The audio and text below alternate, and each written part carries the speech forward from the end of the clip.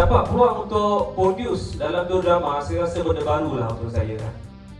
Satu benda yang baru, saya rasa saya tak pernah terfikir nak tengok drama menegak.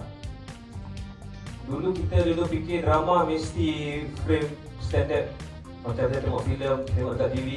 Tapi sekarang tak pernah terfikir ada drama yang tengok menegak dekat phone je. So begitu cepat masa berlalu dan nak tak nak saya kena menerima benda ni, benda baru. Jadi terima kasih kepada Eric bagi peluang untuk saya produce drama untuk dua drama, dan saya berharap dengan adanya app dua drama ni banyak lagi peluang-peluang pekerjaan lah untuk kita orang sini, producer, penulis skrip, pelakon. Dia menjadikan satu lagi platform untuk kita mencari rezeki. Saya nampak ke arah situ lah.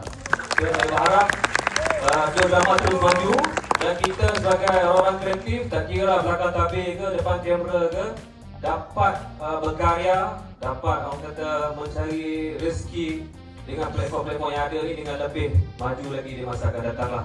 So saya harap korang semua support dua drama, pakar-pakar share, pakar-pakar subscribe, dan kita jadikan dua drama satu app drama yang viral di Malaysia untuk tahun ini. Okey, terima kasih. Assalamualaikum.